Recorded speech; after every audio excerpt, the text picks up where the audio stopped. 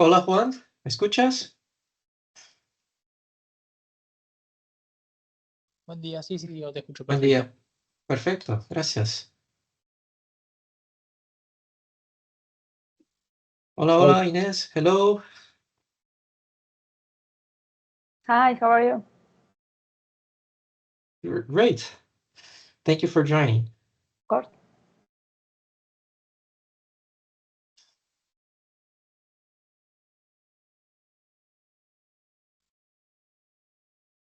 Hello.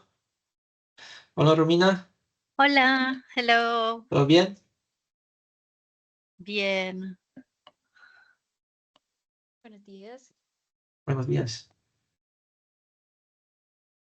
Hola Mercedes y Ileana, bienvenidas. Hola, Gracias. buenos días. Te escuchamos perfectamente, gracias. Vamos a esperar unos minutitos más. We will wait some minutes more.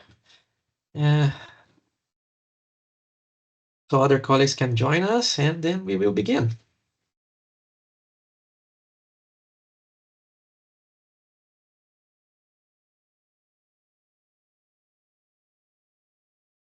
I'll check if Bernie will be able to join us. Just a moment.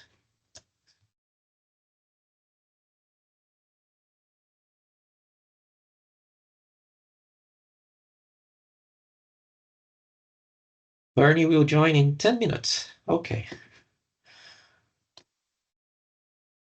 We will begin and then we can update Bernie later.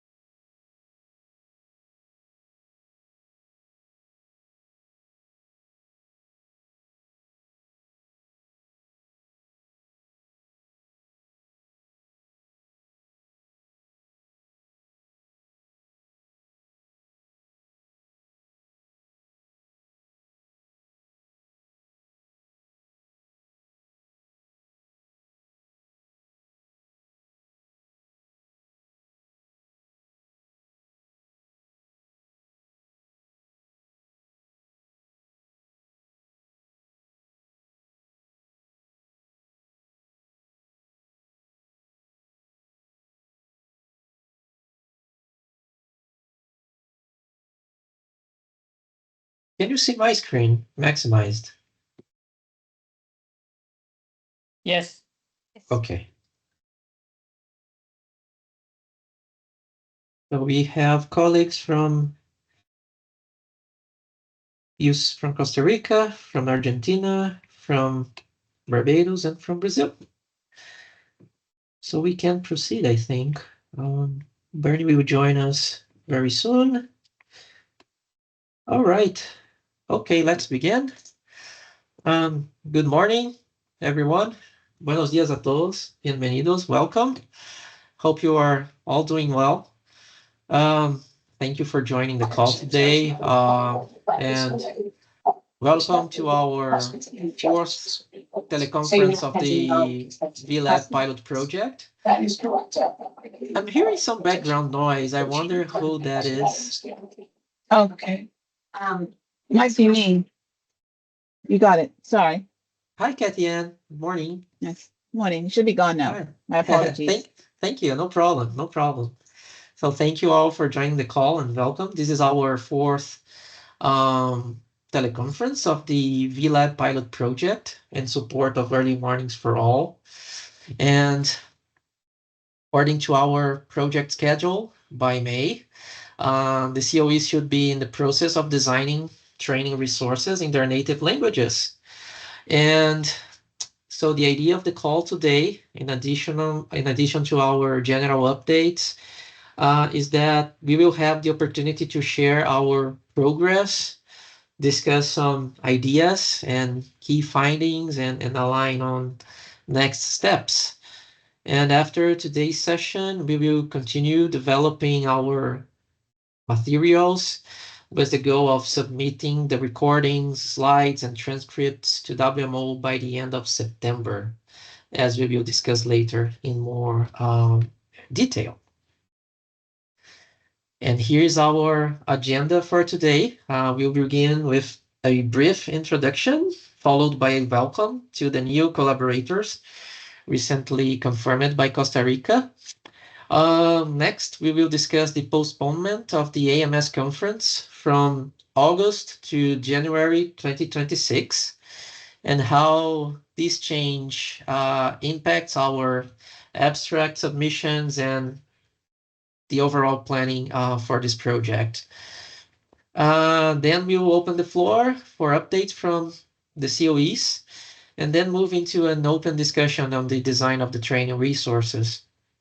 And we will also set a tentative date for our next teleconference, which will likely take place in July.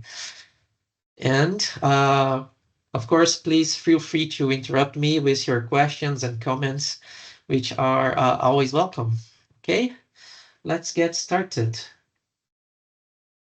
And here's the updated timeline of our regional project. And since we have new collaborators on board, I always like to begin our meetings by reviewing this summary to help refreshing our memory. So our first interaction took place during the preparatory meeting on June, where Zoya presented the pilot project proposal, and she presented an overview of the global priority hazards, based on the results of the rapid assessment from WMO. We also held a general discussion on the project's implementation and reviewed the draft letters of undertaking, also known as the LOUs. And these LOUs have been shared with the CoEs on June. And on September, I have been confirmed as the regional coordinator. And a few days later, on September 16, we distributed a short survey on priority hazards to gather preliminary information about which hazards each CoE planned to focus on during the project. And then our first official meeting was held in October, and we provided an overview of the project, including the deliverables, the timeline, updates from CoEs, and we concluded by confirming the 2 priority hazards each CoE would address. And at the end of the year, we held our second meeting where we discussed the preliminary plans for the AMS conference, including the possibility of having a VLab session or a couple of VLab sessions during the AMS conference. And in February, we had we shared the AMS call for abstract submissions, as we planned to have a VLab session during the conference. And also in February, we held our third meeting where we reviewed the abstract submitted by each CoE. And we also shared our progress on action number 3, which was the collection of satellite data for the selected case studies. And we also had an open discussion on the design of training resources. And today we have our fourth meeting. And a couple of days ago, AMS announced that the conference has been postponed from August to January 2026, as we are going to discuss today. Okay? And as I said, we also have a shared Google Drive folder, which you can access here at this link, with all the materials related to this project, including all the presentations from previous conferences, abstracts, letters of undertaking, templates, and additional resources shared by you, such as these preliminary slide decks covering the case studies as presented by you during our third meeting. Okay, so that's it. That concludes the overview of what has happened so far. So we are all aligned on our progress. Okay, and here's an updated slide showing the participants of this pilot project, now including the contributors recently confirmed by Costa Rica. And we are happy to share that now the team is complete and all the CoEs confirmed their collaborators. And during the previous teleconferences, Hugh Gatherly and Wen McGarry were confirmed as collaborators by CIMH. Juan Ignacio and Luciano Vidal joined the team for SMN Costa Rica. Juan Ruiz, Maite Cancela, and Paola Salio joined from DECAL and the University of Buenos Aires. Daniel Poleo from the National Meteorological Institute of Costa Rica also joined the project, and my colleague Regina Ito is contributing on behalf of the Brazilian COE. And today we have new colleagues from Costa Rica joining us, Ileana Mora and Mercedes Alvarez, meteorologists from the Costa Rican Institute of Electricity. So Daniel will work with tropical cyclones, and Ileana and Mercedes will work with lightning. So let's take a moment to welcome our new colleagues and give them the opportunity to introduce themselves. So welcome, Ileana and Mercedes. Bienvenidos al grupo y al proyecto. Hola, Ileana and Mercedes. Bienvenidas. Muchas gracias. Muchas gracias por la oportunidad. Excelente. Y Mercedes, no sé si presentamos algo o de lo que hacemos o luego, no sé. No puede ser solamente un resumen así de dónde trabajan, lo que hacen. Ok. Bueno, mi nombre es Ileana Mora, soy meteoróloga y trabajo con el Instituto Costarricense de Electricidad desde el año 2002. y he estado colaborando con la red de detección de descargas atmosféricas desde ese año y pues he estado detrás de la parte de la administración de lo que es la red de descargas, desde ver que se encuentre toda esta en buenas condiciones de datos confiables, actualizaciones que se requieran, tanto del software como del hardware, ¿verdad? Para que funcione todo adecuadamente con buena calidad.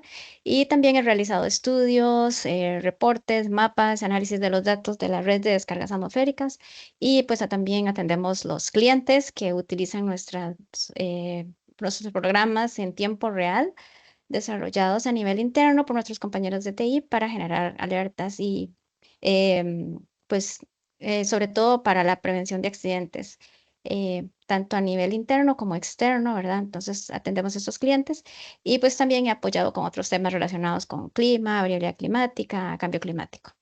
Algo así, como un resumen. Excelente, excelente, Sí, Ileana. Muchas gracias. gracias. Muchas gracias. Mercedes, bienvenida. Hola, buenos días a todos. Perdón, no tengo cámara. Mucho gusto. Mi nombre es Mercedes Álvarez, soy meteoróloga. Recientemente estoy trabajando con el Instituto Costarricense de Electricidad en la parte de control de calidad de datos y con Ileana también en la parte del sistema de detección de descargas. También he estado trabajando un poco con datos de radiación solar para usarlo para potencial solar y básicamente eso. Mucho gusto a Excelente, todos.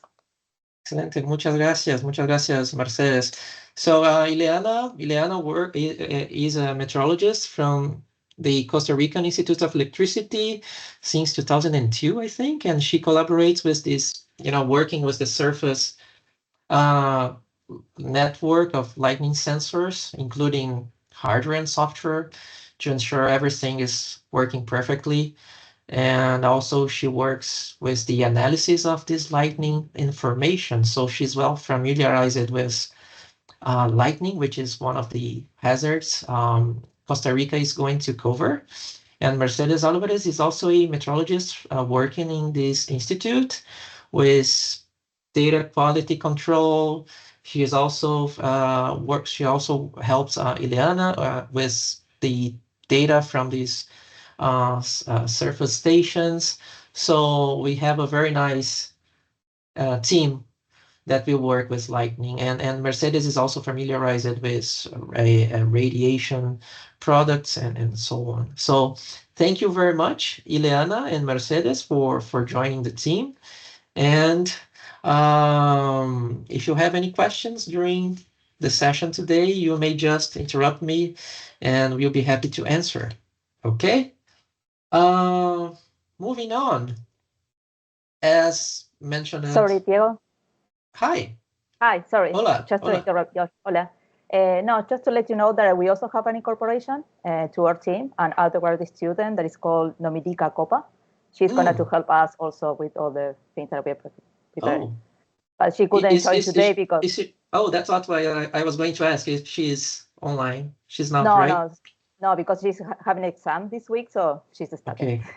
Okay. Can you please send her email and contact? Okay. Sure. Okay. Thank you. Thank you, Ines.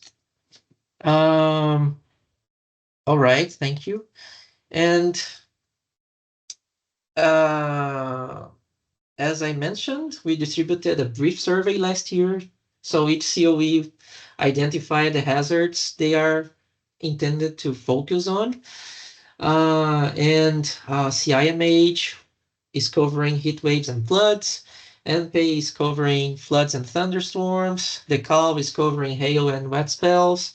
SMN is covering fog and volcanic ash. And UCR is covering tropical cyclones and lightning. So it's a nice combination of hazards being addressed in this pilot project.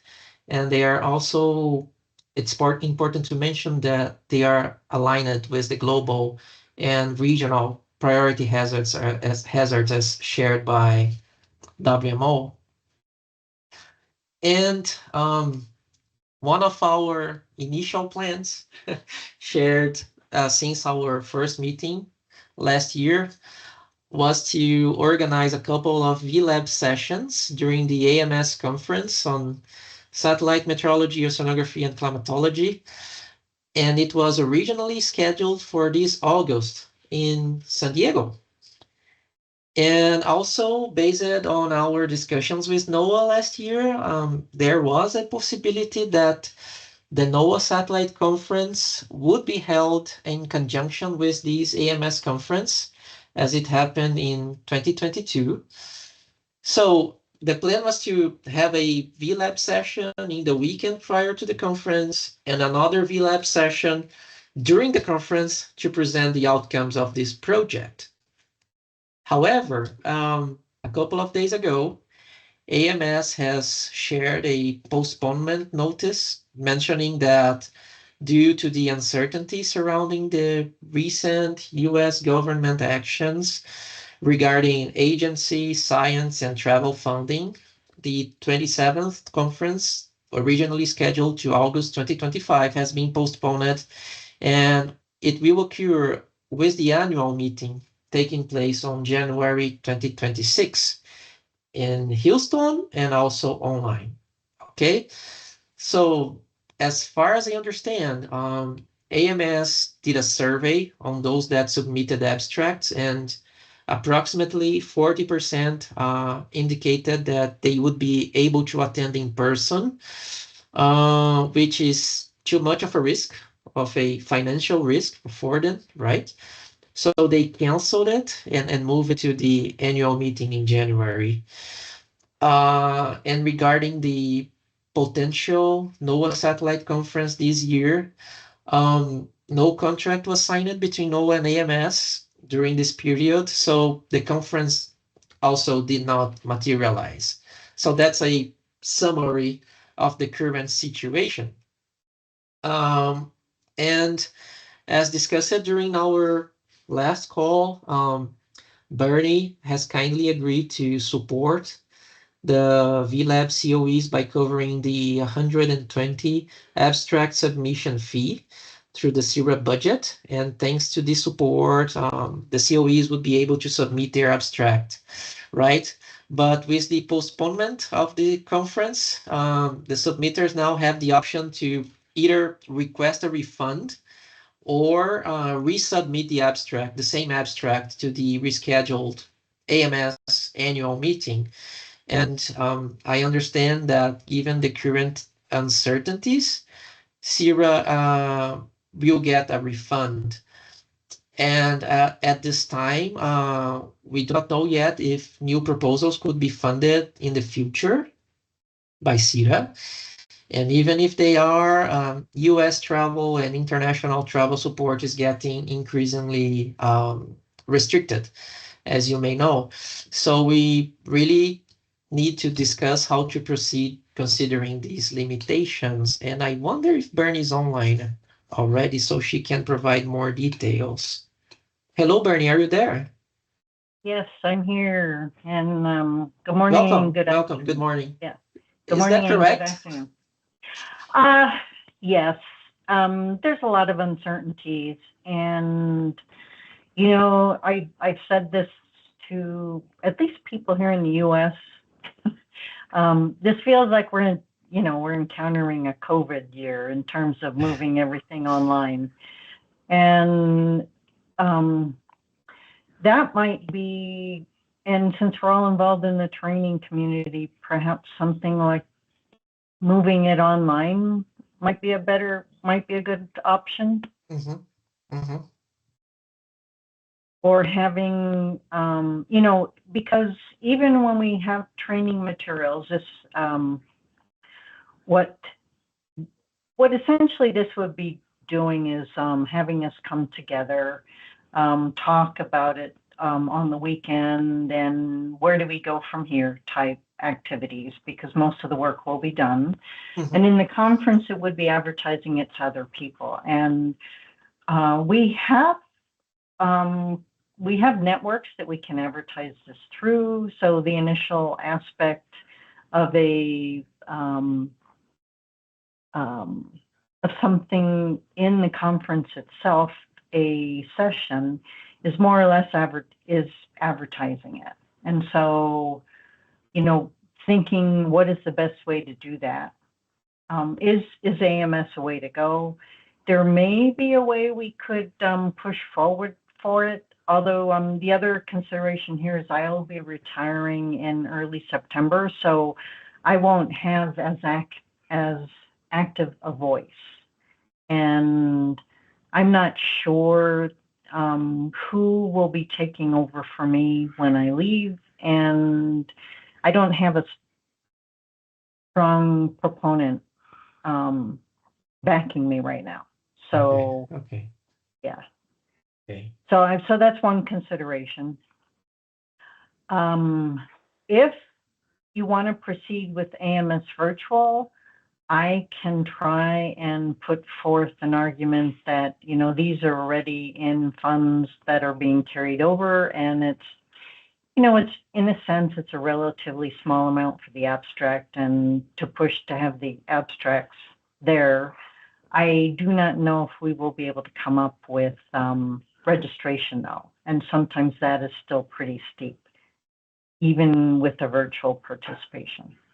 So apart from the submission fee, we would need it to register, right? And it is much more expensive than $120, right? It's more like 500. I mean, Yeah. it's more like, they, in recent years, like during the pandemic, I think they had a lower registration for virtual participation, although they found that, having to set up the virtual aspect of it, have a meeting, like webinar type aspect, that was an expense for them as well. And so the registration is the same. So it's easily 600 and might be, a little more. I think it's 650. I think 650 is 645, something like Okay. that.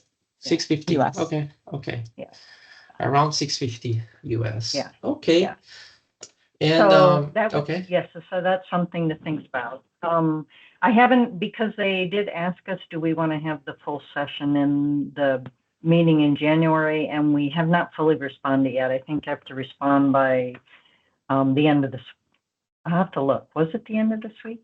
So I'll check on my email and then confirm that. We have to respond soon whether we wanted to have the session. Do we need to respond if we want to have a in-person or virtual session or until the end of this week? Is that correct? Well, just a session, and I know from past AMSs, you could specify whether it would be fully virtual or hybrid. Okay. They do record the sessions, so I think the added aspect is whether or not it would be virtual as well. Okay. Okay. Thank you, Bernie. And talking about this, some of the events originally planned to be held in person at the potential conference are now being moved to virtual, as Bernie mentioned. It looks like COVID. For example, the NOAA hackathon will take place virtually over several weeks in October. The WMO Satellite Data Requirements Group meeting is also scheduled to be held virtually at the end of August. And given these changes, we still need to discuss and decide what we will do with the VLab sessions, right?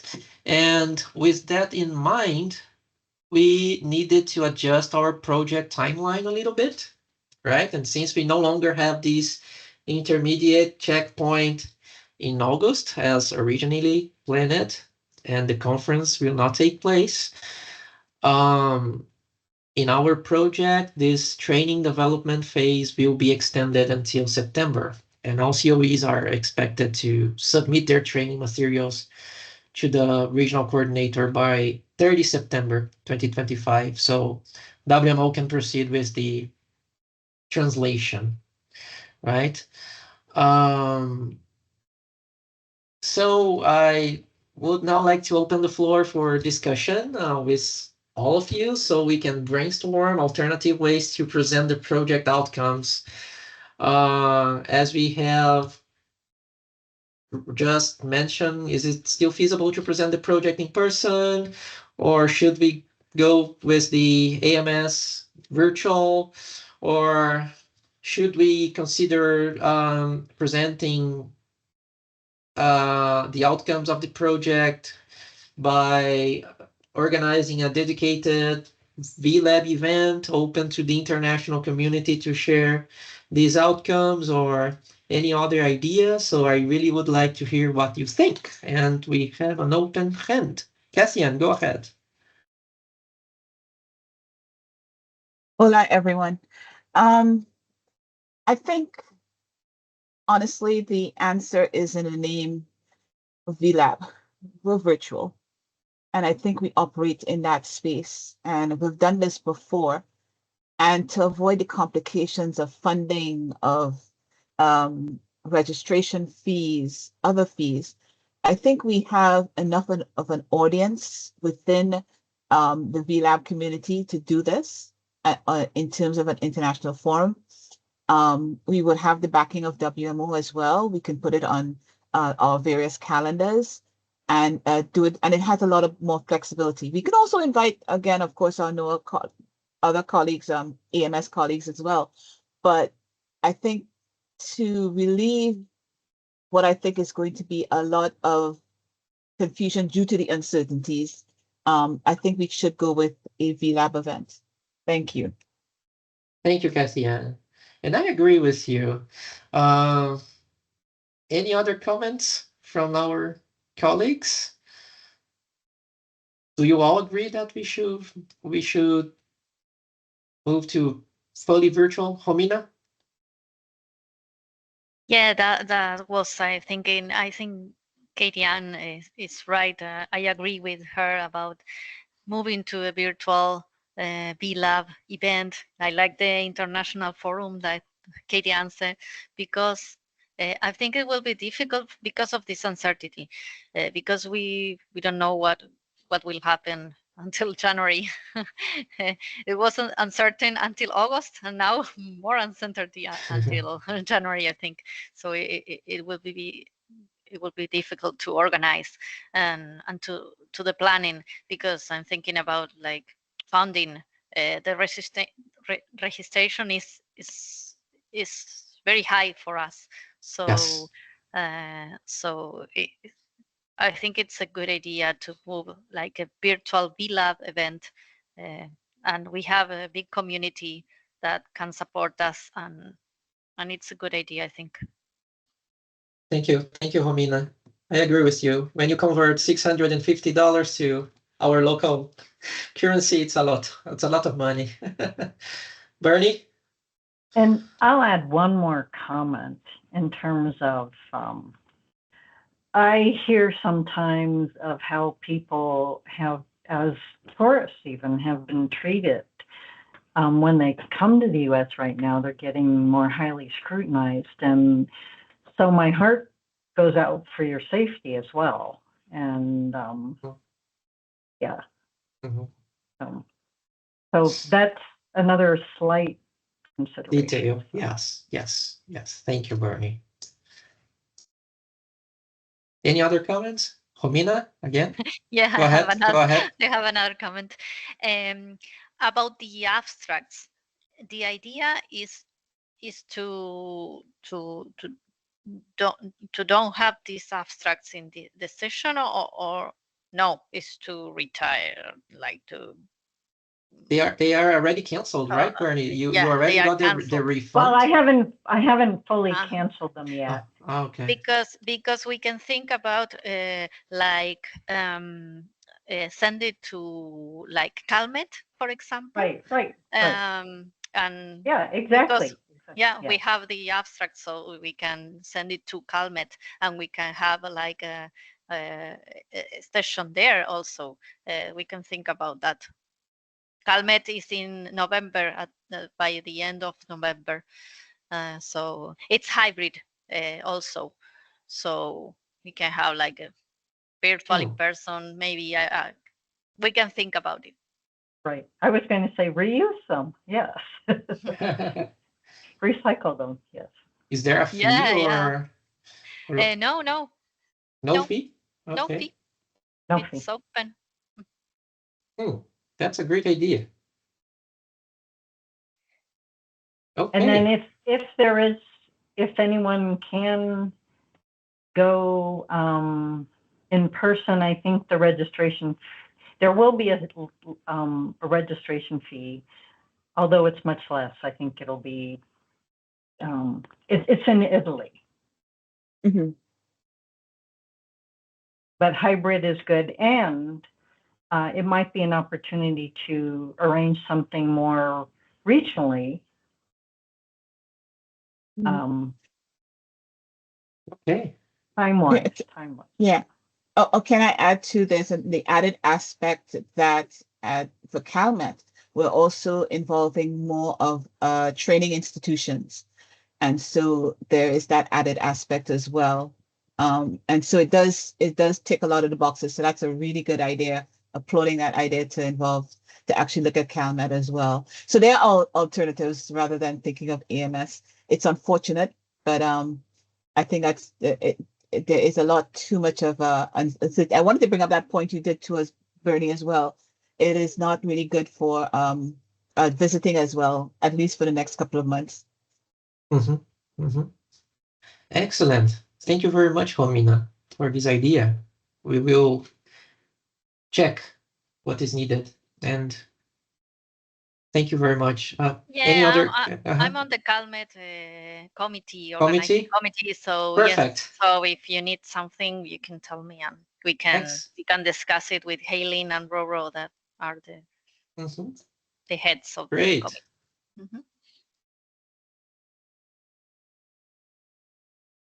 Excellent. This is great. Any other comments or ideas? cuestión. Go ahead, Ileana. Diego, en español. Ok, perfecto. Este tema para presentar, bueno, el abstract que ustedes están comentando, puede ser, digamos, de un caso de estudio, digamos, en el caso nuestro asociado con rayería, o es algo propiamente del VLab, o qué es exactamente lo que se podría presentar en el abstract. ¿Y hasta cuánto hay tiempo? Creo que hasta junio fue. Sí, escribimos un abstract hace como 2 meses, ¿verdad, Romina? Creo que 2 meses. La idea era enviar un abstract para el AMS que ocurriría en agosto, pero desafortunadamente fue cancelado y ahora será en enero. Pero con las incertidumbres, ¿no? que existen ahora mismo, la idea es buscar como alternativas, ¿no? Y Sí. entonces ya con los costos que asociados a la inscripción, etcétera, etcétera, etcétera, Romina mencionó que quizás sería una buena idea someter los abstracts que ya habíamos hecho para CalMet. Entonces, en estos abstracts cubrimos como casos de estudio relacionados a cada amenaza meteorológica. Estos ya están hechos, ¿no? Voy a compartir contigo la carpeta donde puedes encontrar todos los abstracts. Y yo creo que también tenemos el abstract de Costa Rica. Okay. Sí. Bernie, do we have the abstracts from Costa Rica? I don't have those in the shared folder, but I think Marcial I shared. don't think, Oh, okay. I never saw one in the folder, so I didn't submit one. Okay. So we still do not have an abstract from Costa Rica, but that's the idea. Esta es la idea, Ileana. Yo voy a compartir contigo los abstracts que ya hicimos de CIMH, INPE, SMN y DECAO, y para que tengas una idea de cómo va. ¿Ok? Ok, pero ya no hay tiempo entonces de agregar Sí hay, uno. ahora hay Ok. bastante tiempo, porque sería, ok.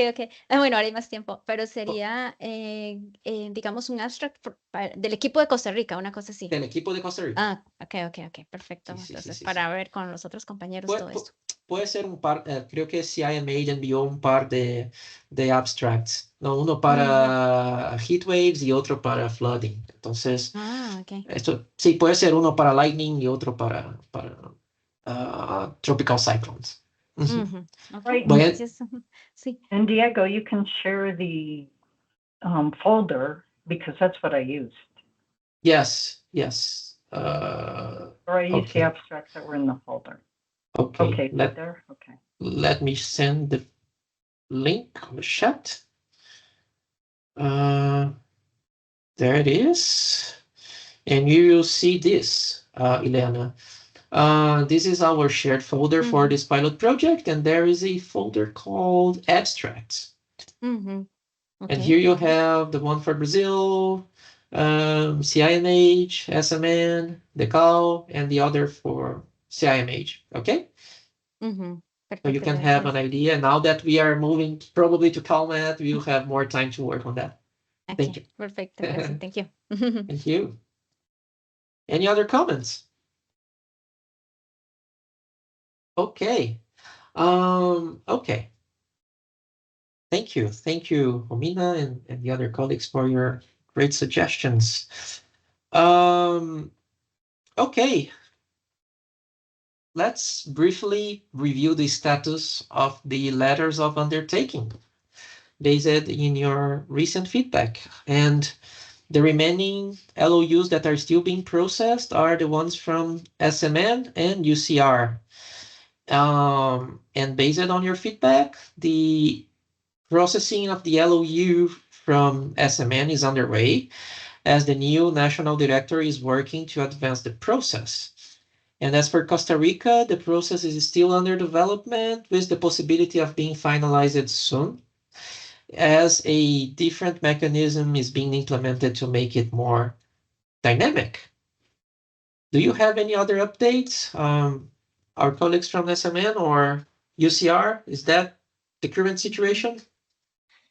Yes, Diego, that's the situation. We are working on on accelerating the process, but Okay. we're pushing the directors. Okay, that's fine. And Gabrielle is also saying on the chat window that she asked Marcial but didn't hear back. And I think that's the current status because I talked with Marcial a couple of days ago. So that should be it.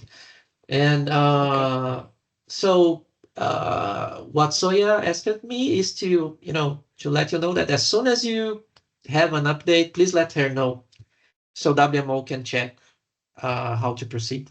Okay? Okay. Thank you. Thank you, Romina and Gabriela. Okay. Now let's hear the updates from the CoEs on the development of the training resources. Please feel free to share your screens, to present slides, or share anything you'd like with the group so we can collaborate and brainstorm ideas together. And after sharing your ideas and your progress, let's take a few minutes for an open discussion on the design of our training resources.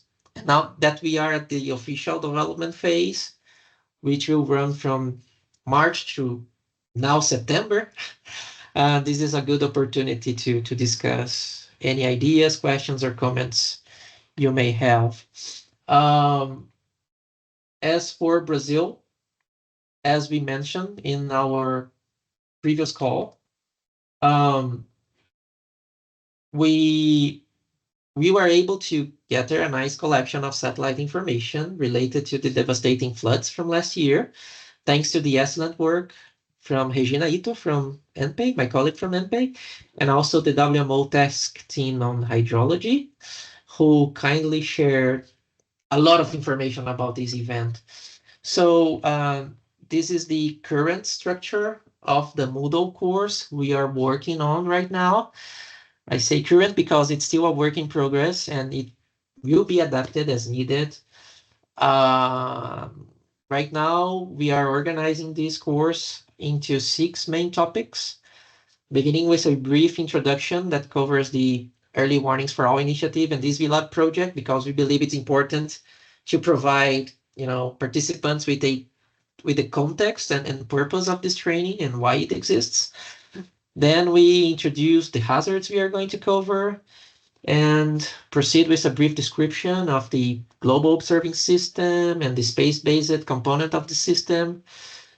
We introduce GOES-R and the GOES-R series and talk a little bit about the applications of the data.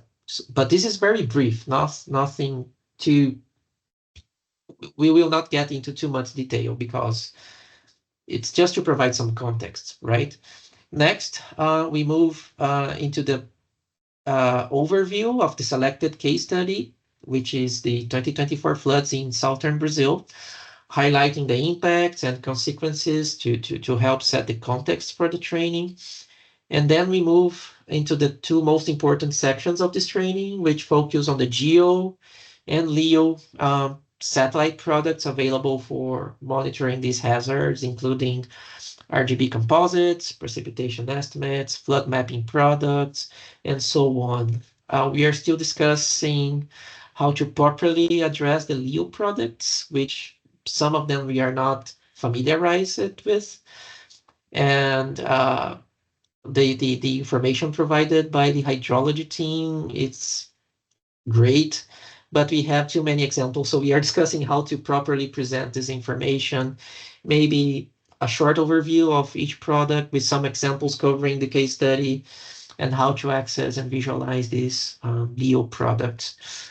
Then we proceed with the international charter, which played a major role during this disaster. And we found out a lot of people and organizations in Brazil were not aware of this initiative. So we think it's important to at least mention it and talk a little bit about who activates it, where the products are available for the community, etc., etc.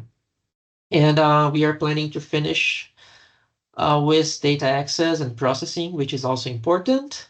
But maybe instead of providing a whole training an example on it. We are thinking of providing an overview of the courses already developed by our COE covering this topic. So that's what we are working right now. And one of the questions we have for discussion today is if it would be better to create a single video covering everything, or if you think we should create a few smaller videos covering each topic in separate. That's something we would like to discuss today and hear your thoughts. So that's basically it. Regina and I are working on the slides and Moodle interface, and we will update you as soon as we have any questions or any updates. Do you have any comments before we proceed to the next COE? Or do you think the COEs should provide a single video on everything? Or should we produce smaller videos covering the topics each COE is going to cover during your trainings? What do you think? Single video or different smaller videos, recordings? Any thoughts? Definitely smaller. Okay. Okay. Sorry. And I do that. I'm sorry, not putting up my hand. I say that because of comments who have gotten in the past that some videos take up too much time. I think attention spans dictate that we do smaller videos and maybe to the point. And if we do multiple videos, for example, of different hazards from one center of excellence, one may get watched more than the other because it's the first video that comes on. Yeah, so I think I understand. So I think it might be better to go with different ones. Thank you. Okay, thank you for the suggestion, Kathian. So smaller videos. Do we have another? Okay, Bernie, go ahead. Oops. Comment. When we've had our monthly sessions early on, when I had time to do it, I would pull out we'd have a long session, and then I'd pull out little snapshots of some of the important different topics that were talked about. And so that was also a good thing. If you had something like, we have a table of contents on the left.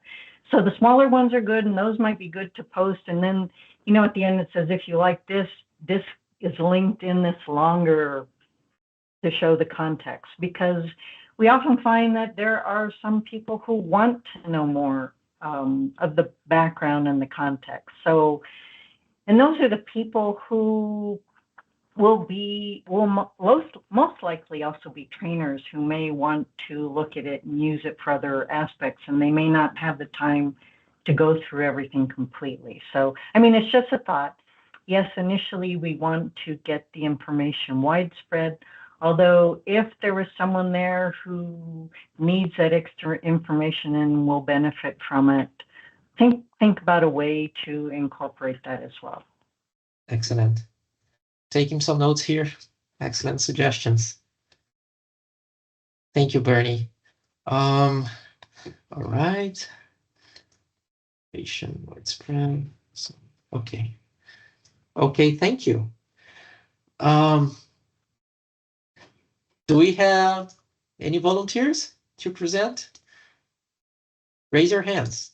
Okay, Paola, you may share your screen if you want. Can you hear me? Yes, we can. Yes, of course. I would like to bring Lucho's comment on the chat. I think your introduction is really nice.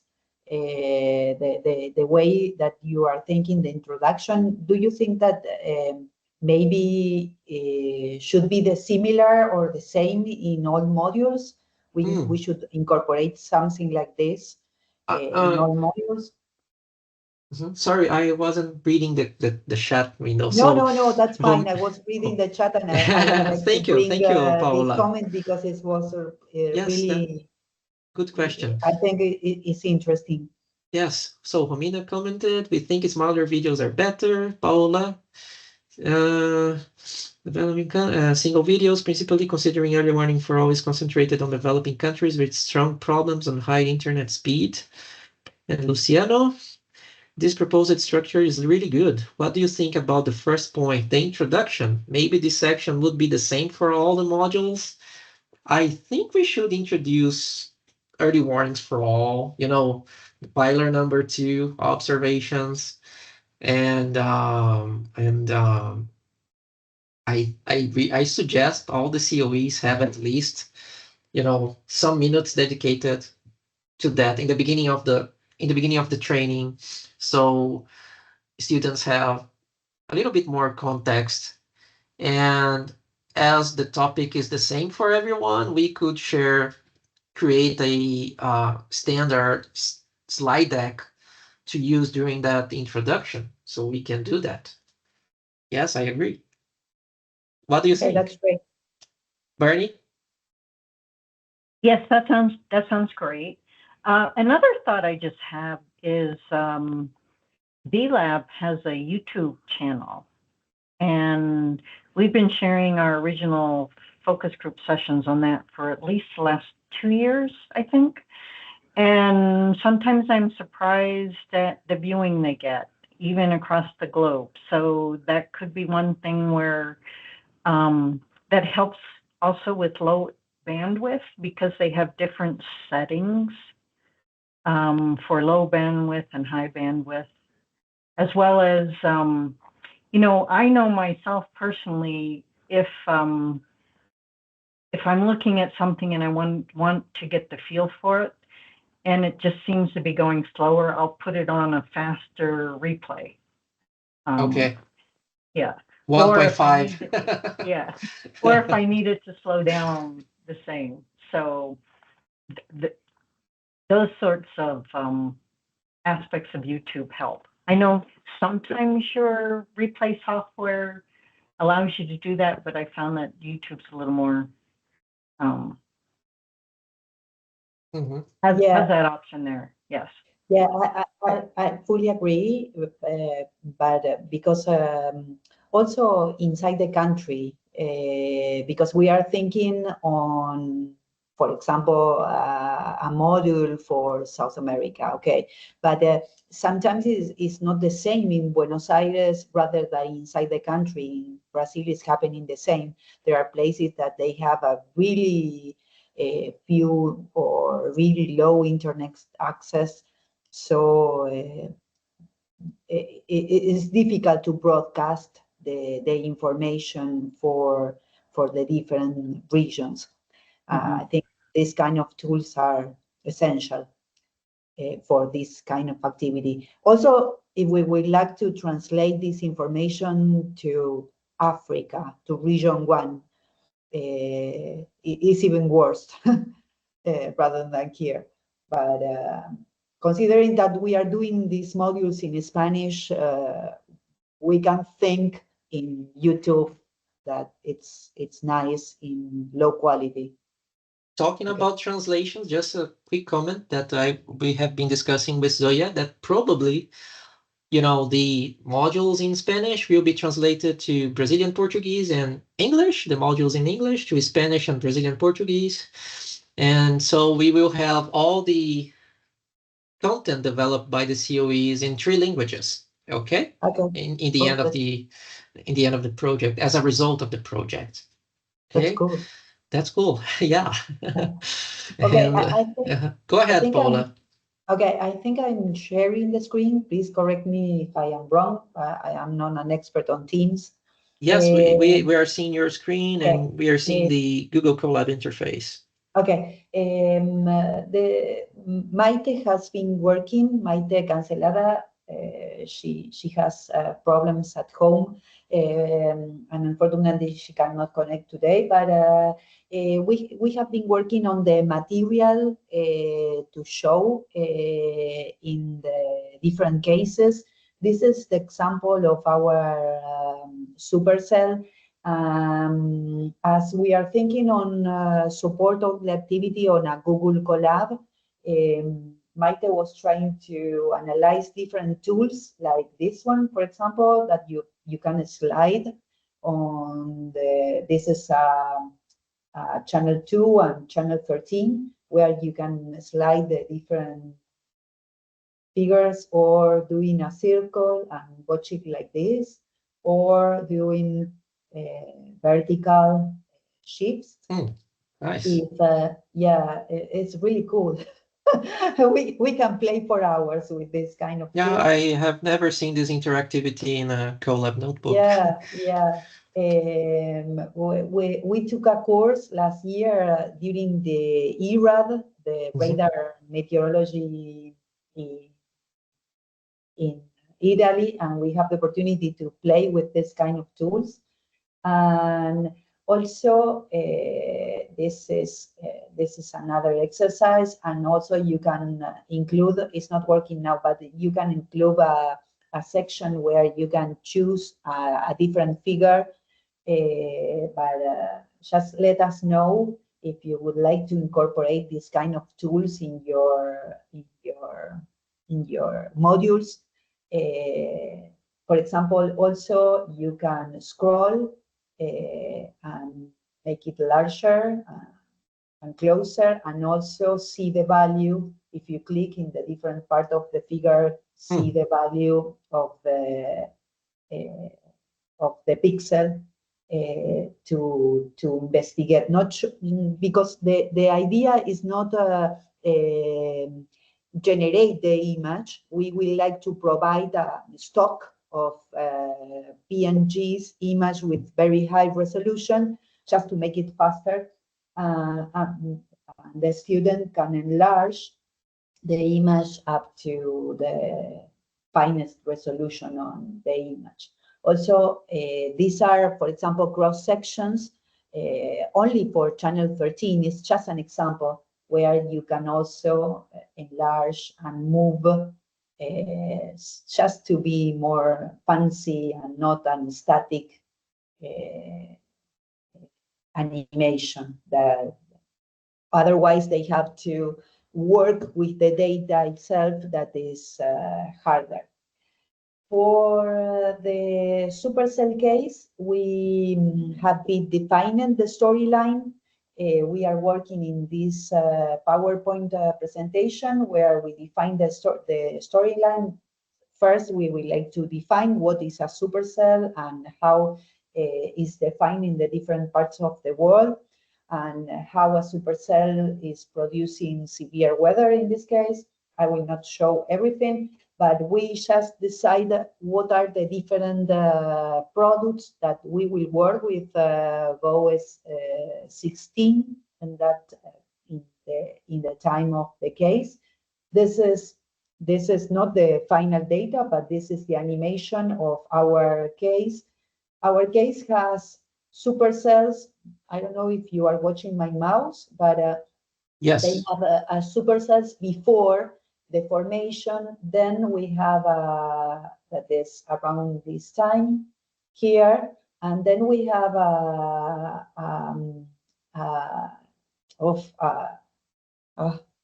gas front. A gas front is generated and trigger this supercell. So the idea is to analyze the event and also analyze the convective initiation.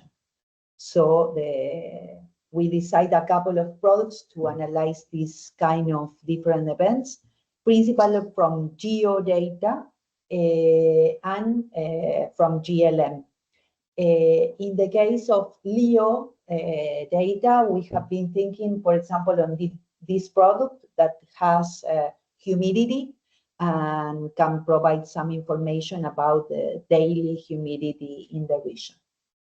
So this is a brief introduction of where we are. We, at this moment, Dominica is running all the images that we would like to provide for the students, and trying to generate the storyline. We pay for a Google account with 2 terabytes to have everything together in the same place. I don't know how we like to, when we would like to share this information, we need to share like a package of with the notebook and the images. I don't know how, if we are thinking in a particular tool that we can share everything together, like different, maybe tools. I don't know, Ines, if you would like to add something that these different tools that we could apply for sharing notebooks and data at the same time. No, there was, oh, here, hi. No, there was one other question that we have that might ask me to ask here in the meeting is like, if we're gonna have some kind of records like Jupyter Hub that we can use, like, I don't know, the PTS project, something like that, where we can host or notebook that we're creating with all the material. That is something that we want to discuss in the meeting for today, looking for something like, in this case of notebook, what we can use. But for now, it's like this drive that we have create with all the files that Dominic and Maite are creating to work with this. But for open this for the rest of the people, it's like we may have to think some kind of Jupyter Hub to use. And if you have any recommendation or what are the other group think to do? When in the end of the year, when we finish our resources and WMO, we will upload all the resources to, we will have our resources in our own Moodle pages, right? And then at the end of the year, WMO will upload all these resources to the WMO VTR Moodle. So that's the idea. That's one of the objectives. So if we use something like a Jupyter Hub, students wouldn't be able to use it, right? They wouldn't be able to, they would need to use their own interfaces to run your notebooks, right? Like CoEs, correct? I don't really share. It's something that I think that we share in VLab, this kind of picture project, something like that. That is something that you can host your Jupyter collab there and then work on there. Okay. I need to check something like, let me check about, but I think in one of the VLab material that we have shared recently, that this kind of project picture came. But the idea is, we don't know if we can use that or how to use it. That question. Paula, do you know if you can export these nice interactive window, where you can slide and it's zoom in, zoom out and query the pixel values? Do you know if it can be exported to be used outside Colab, for example, so we can show it in another interface or web page? Do you know if it can be exported? No. This widget is inside the collab. Okay. So it's a widget.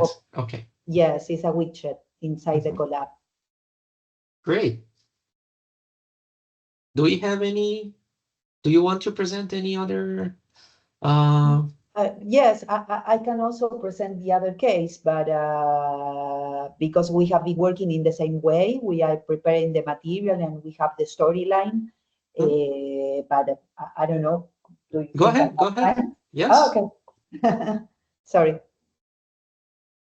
I thought I was speaking too much. No, that's fine. Okay.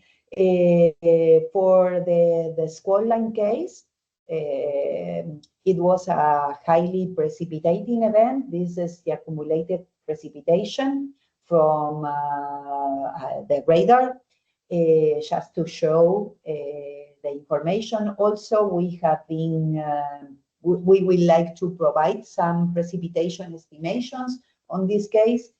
And we have the difference between this case and the previous one is that the supercell event is a case during the day, while this case starts during the day, but the strong squall line development is during the night. So the analysis, for example, of the triggering mechanisms that are generating this event, like the low-level jet or the air masses can be done during the day.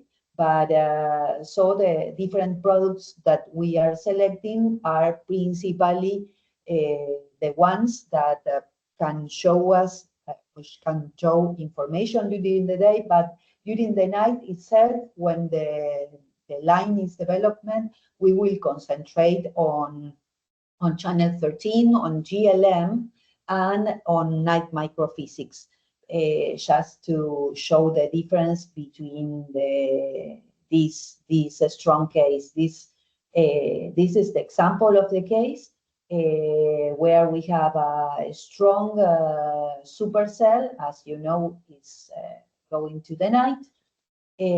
And we have strong supercells also in the afternoon this day, and it generates a gas front in this region that is propagating to the north and developing the storms. This is the strong precipitating event during the night. Yes, it's the correct. It's 12:13, and it's entering into the night, and we will concentrate principally, as I mentioned before, on RGBs. I think the GLM is here, but it's a long simulation, so it's rather slow, this information from the catalog.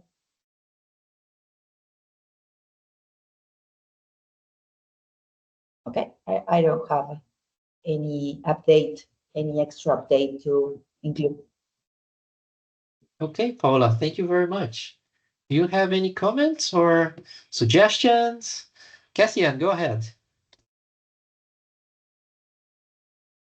Not at this side, but a really good work. I really applaud the work you all are doing. So that's excellent. I'm really looking forward to those. Again, especially score lines. Actually, I have a couple of score lines that you may want to look at out in the Caribbean. But excellent cases. Thank you. Great, thank you, Cassian. Any other comment? We can go next. Okay, you may share your screen, Cassian. Or Hugh. Okay, Hugh, do you want to go first? Mine is going to be very short. It's full Ween. I can share the screen Okay. if you wish.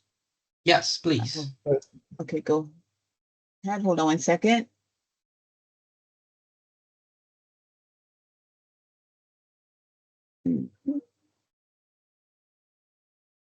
Okay, you can go ahead, Hugh.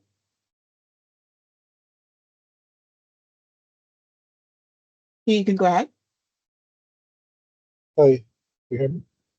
Yes, go ahead.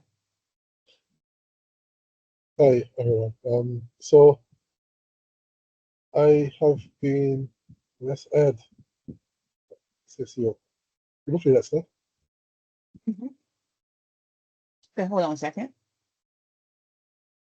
Yes, go ahead. Yeah, so that's my work time so far. I had been working in Word to, I guess, better get my ideas in on paper. And I started with looking at the case study, and then I was working on, sorry, not feeling well, so my brain is a little bit slow today. So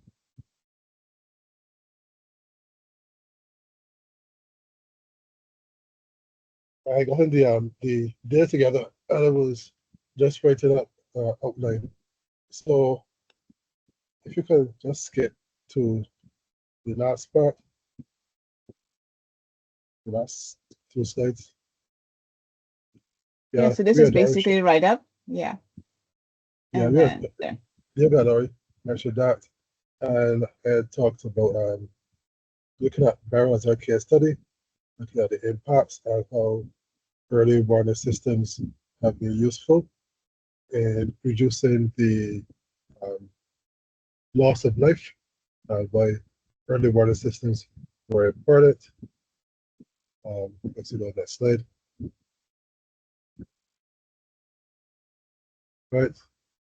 And I find different types of hydrological and meteorological units we're going to use. So just some from the satellite. We said the GLOWs, radar, and different models, hydrological models for precipitation or storm surge will affect the different islands. Next slide.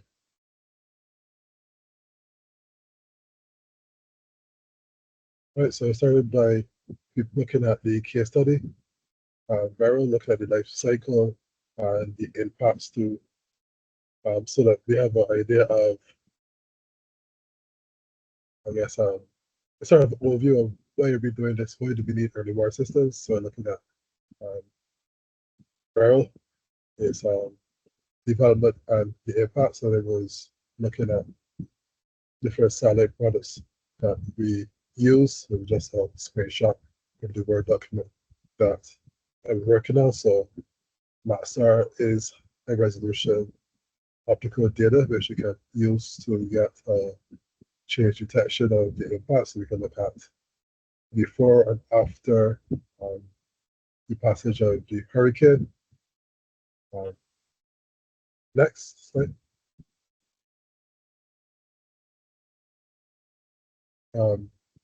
Why do we need impact-based forecasting? How it differs from traditional forecasts, and why is it important? And looking at the reality of that we can see the actual impact of early warning systems to protect lives and, I guess, as much as we can infrastructure in the Caribbean, and looking at the components that make up early warning system and how satellite and other Earth observations can be used in the early warning system network, and how that feeds into impact-based forecasting. It should be probably one more slide, I think, or that's good. So that was just a brief overview of what I done on my plan. So it was basically just tell us why we need early warning systems, looking at the Beryl, the impacts, how satellite and Earth observations can be used to reduce loss of life, given that we have a fivefold increase in natural disasters, and if I remember correctly, flooding is the top or the second most impact prevalent natural disaster in worldwide. Thank you. Great, thank you, Hugh. Can you please upload your slides to the shared folder so we can take a Will look do. as a reference? Will do. Okay, thank you very much. I really like the structure and the impact-based forecasting session. That's nice. All right, Great. so we're Cool. gonna add a few more people. We're hoping to get a communications intern to help put the slides together. And I'm gonna just share one on Wayne's not with us today, but a whole standby. I believe I can. Give me a second. Okay, stop that. Hold on a second. That didn't work. Give me a sec. Here we go. Right. So, when we currently have an intern, I have to add him to our list of compilers. He has collected various heatwave cases across the region. And this is an example using model data primarily, and we'll back this up with satellite products as we go. So you can see here what he's done is indicate what the low level progs would be for the approach or for the establishment of a heat dome across the region. And this we backed up. I think this particular case was heat event across Barbados, Martinique, and the Eastern Caribbean for March of 2024. We have at least three cases that we'll be using for 2024 and 2023. And we'll see how, again, the propagation of a heat event, how long it can last, what are the different variables that you can use, and then again, what kind of warnings can go out. So we've got the cases already done. It is going to be in the next month or so when our interns start coming in and we have a little bit more help to actually put this together.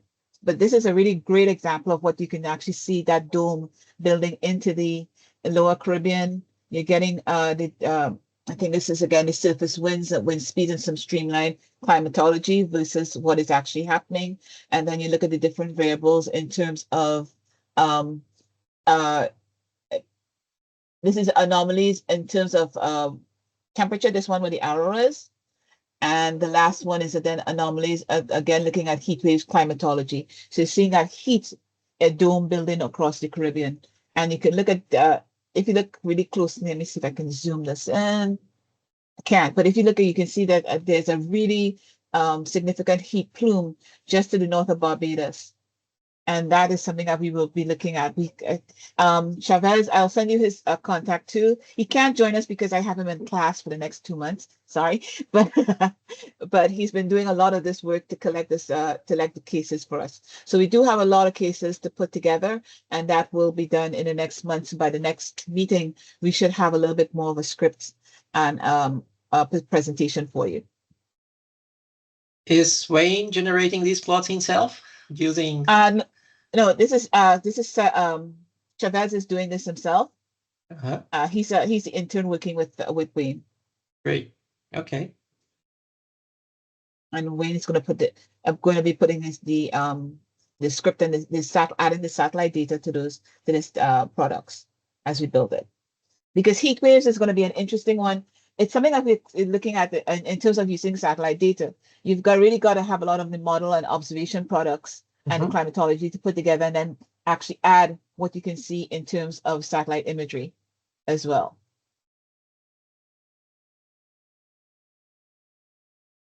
So that's where we are right now. Thank you. Any comments? I would really, again, appreciate any other suggestions on this one. But this is going to be a task that I'm really looking forward to. Thank you, Kathy Ann. Do we have any comments or suggestions or questions from the team? Bernie, go ahead. Yep. I have one question, because can you go back to that slide? Oh, go ahead, Kathy Ann. You may share your screen again. Yeah. Not a problem. I know you're presenting lots of great information there. And when I look at this, I see it small. So are you going to have, say, like one image as big as the screen, and then? Yes. Okay, and then be able to compare them, say, with, Yes. Lately I've been enjoying things like HandyS, where you can have multiple animations and then just click between the different ones as well. Could you say that again?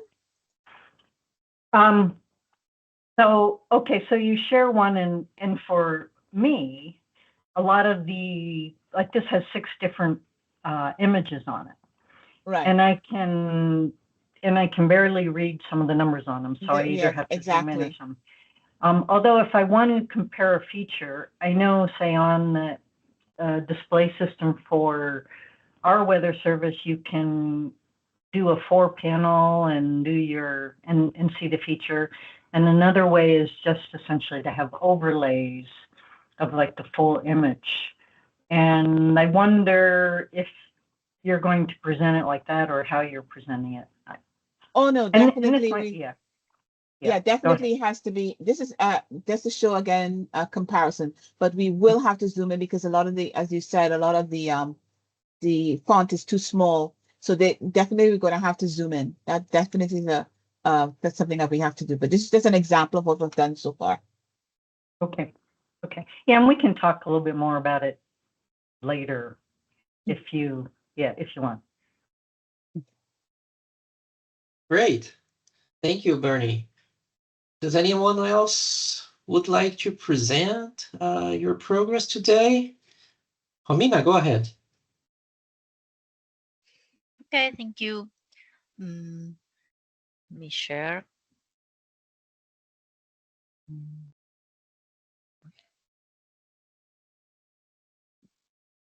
I think. Can you see my screen? Yes. Yes. Okay. We made like a roadmap because we were thinking about how to present the module. So we thought about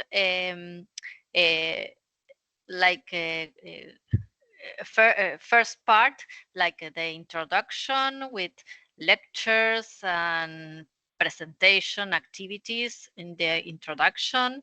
Later, the satellite monitoring with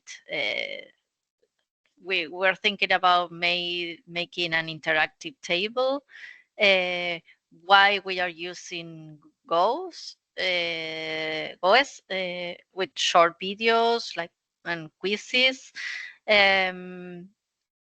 This first part is we have in the volcano emissions module, and we will have it in the fog module, the two hazards, because it's a common introduction, and they are common lectures. It's practically the same.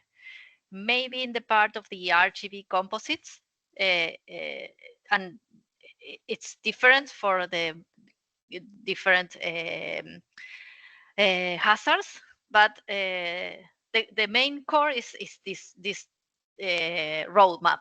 First the introduction, then the satellite monitoring, the why we are using this satellite, the spectral bands, the RGB composites, and then we have the case studies that for the now Luciano will tell you about the case studies. We have the Volcano Ubinas for the emissions module, or the volcano emissions module, that we are thinking about. We have the collab with the activities, multiple choice.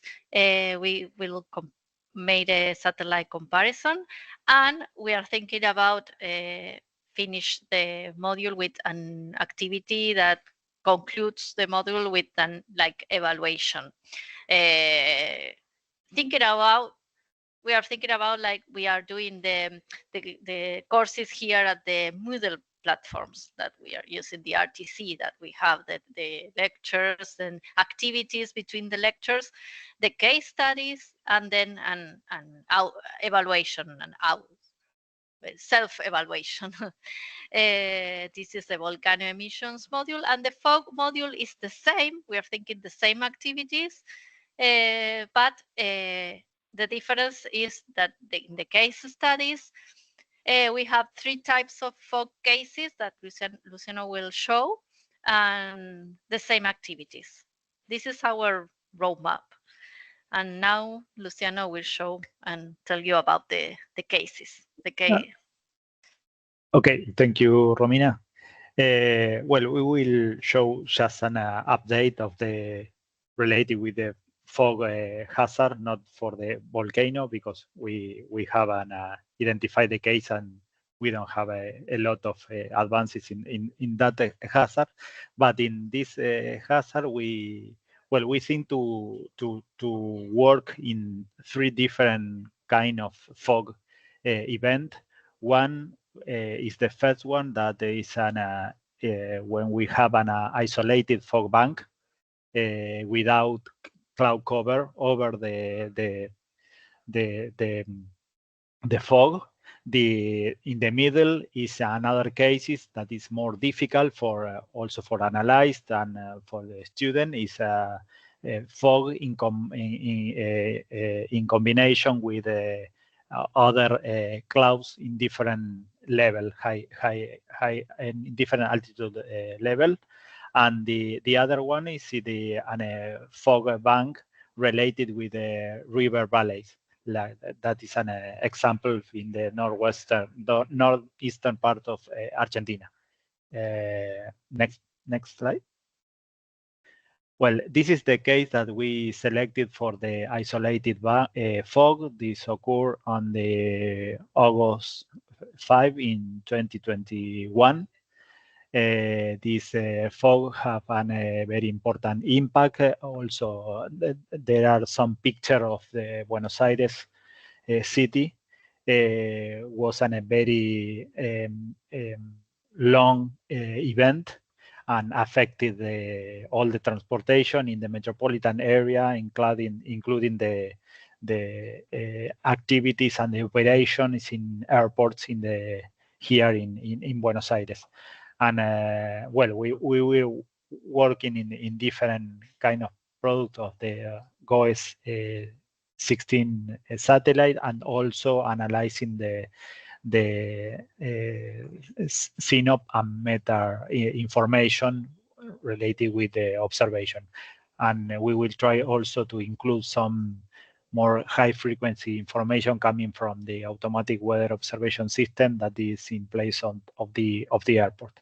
In the next slide, I put some examples from the Suomi MPP and NOAA 20 satellite for the VIRS sensor, that we have also some image from this case, and the idea is to follow in the idea that Diego showed, to analyze this response in product from GOES and product from the Polar satellite.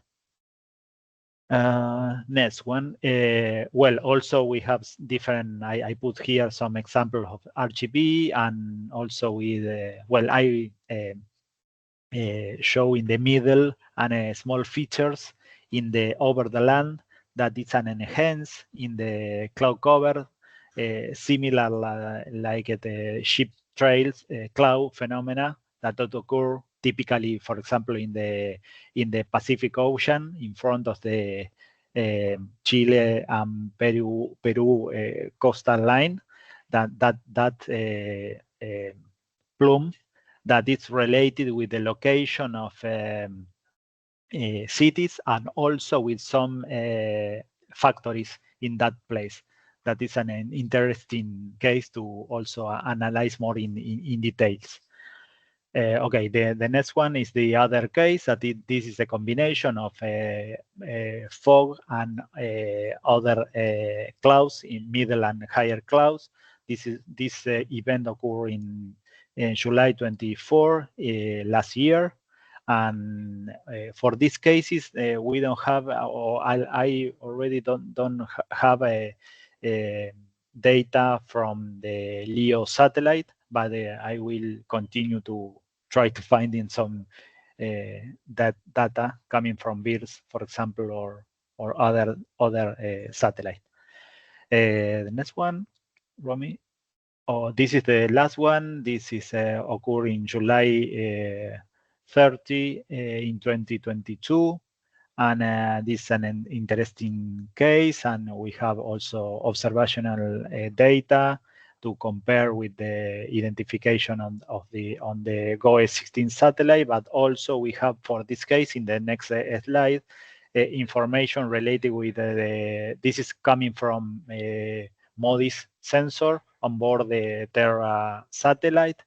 And we have this kind of information, that is idea to include. I couldn't find some data from VIRS sensor, but I will try to identify that. But it's interesting to analyze this kind of information on the data, because the high spatial resolution, and I put in the middle the digital elevation model of that place to see how the fog is perfectly following the shape of the terrain. And I think that this is the last one. Yeah. Okay, that's all. Luciano, thank you, great. Is this FLS, Fog Low Stratus product, available in class, or is the classification product? Yeah, or calculating it No, by I yourself? calculated that Oh, product. okay. No, it's an experimental product Okay. that I am testing. Okay. Thank you. Yeah. And how are you accessing the VIRS imagery? Do you have a station at SMN, or are you accessing I'm it from the thinking to- repository? Yeah, I'm thinking to access from Amazon. Okay. Yeah. From Amazon? Yeah, I saw an repository in the Amazon. Oh, great. I But wasn't I need aware to check that. that. I need to check Okay. that because I never download the data from that. Okay. But yeah, I don't know if it work good. Yeah, I use it Google Cloud, I think, but Amazon, I wasn't aware that Okay. we have Yeah, geo data. Google Cloud is okay. Yeah. But Okay. I saw last week that I found a repository in Amazon too, but I never test to download and access the data there. Okay, thank you, Luciano. Romina, in your roadmap, there is a topic called create your own RGB.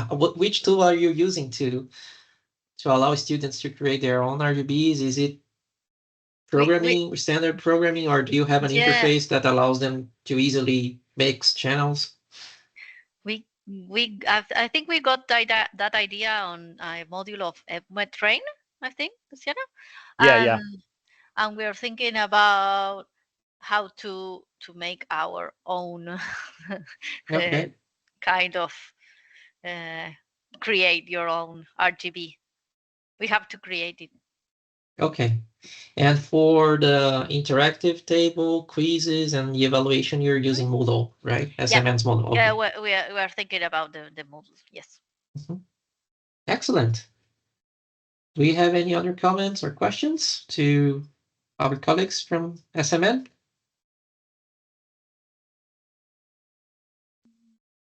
No. This is Bernie. I'll just say great work. Okay. Thank you. Great. Thank you, Romina and Luciano, for your presentation.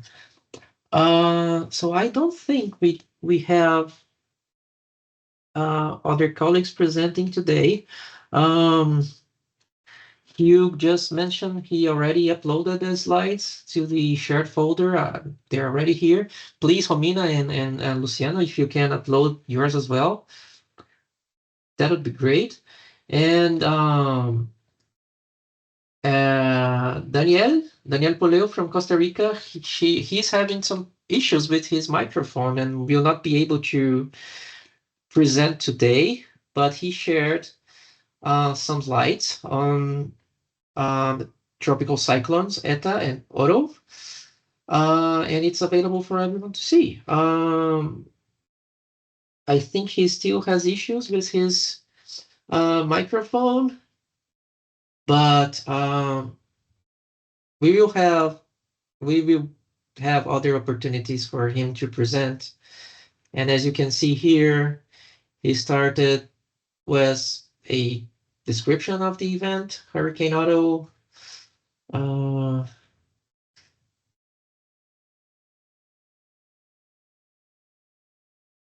Analysis, photography. So as you see, it's very, very detailed. Scatterometer readings. Unfortunately, he's having issues with his microphone, but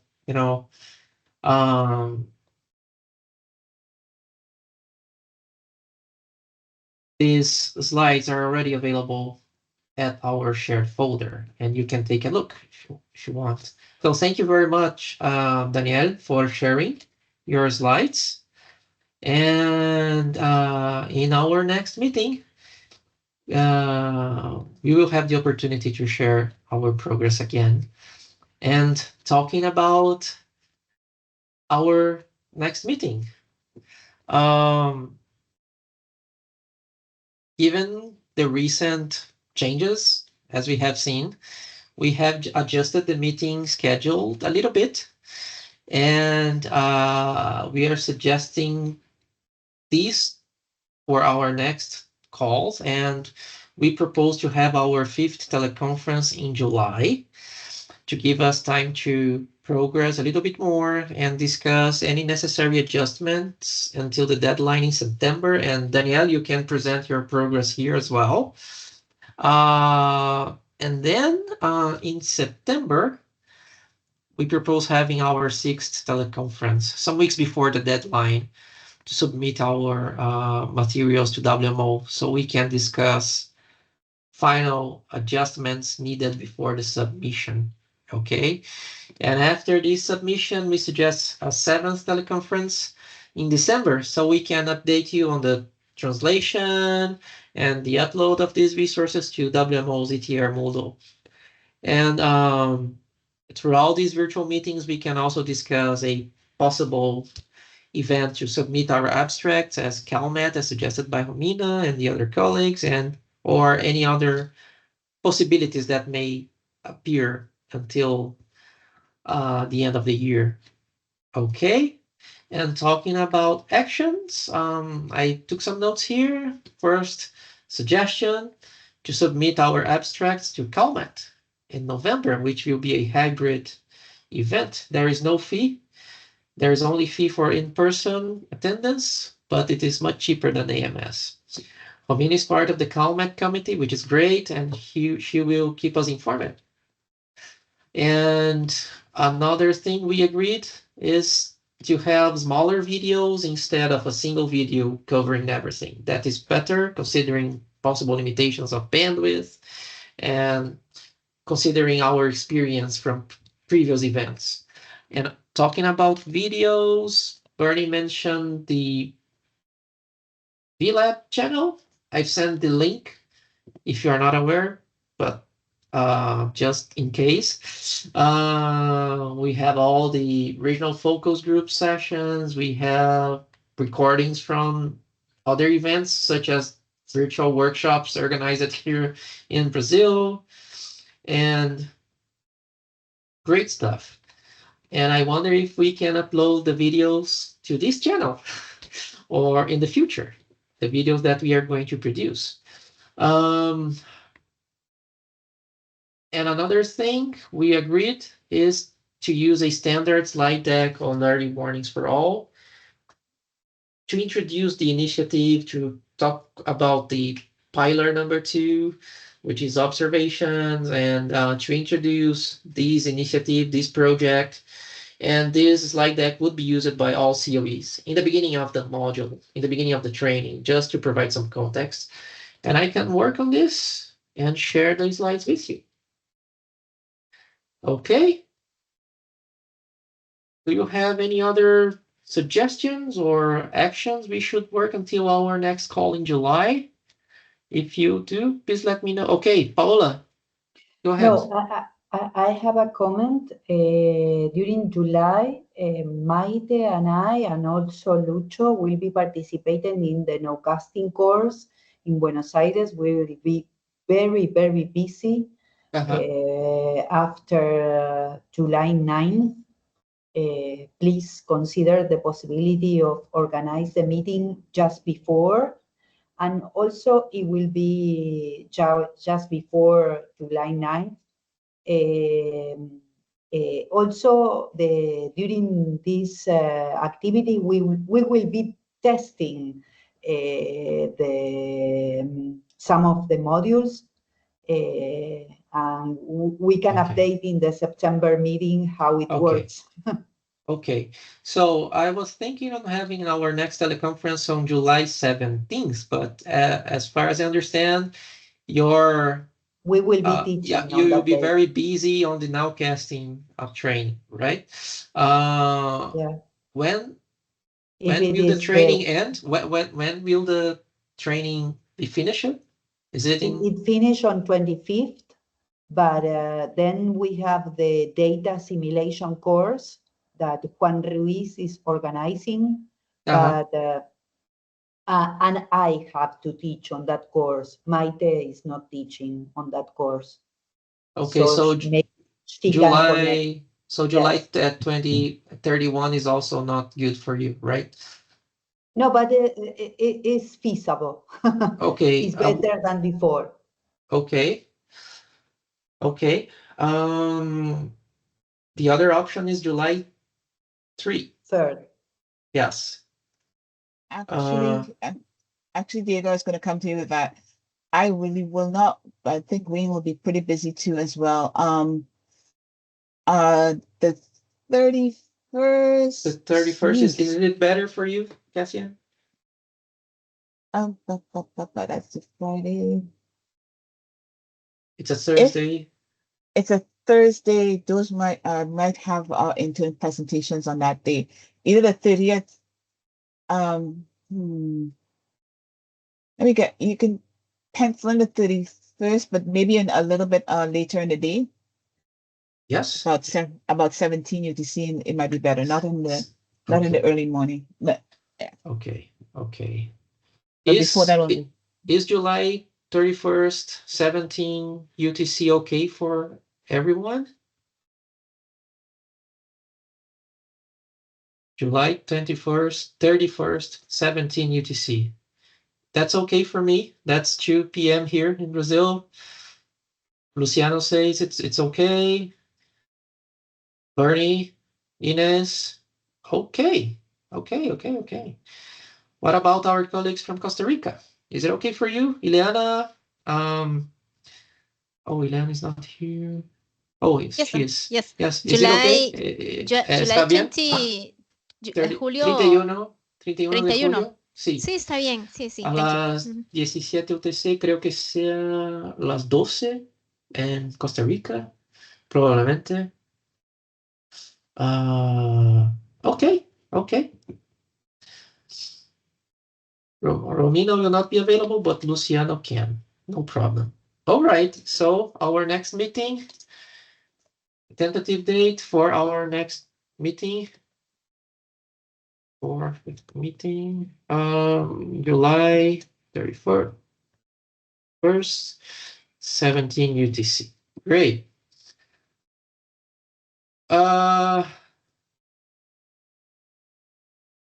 Is there any other business to discuss today or anything else you would like to share?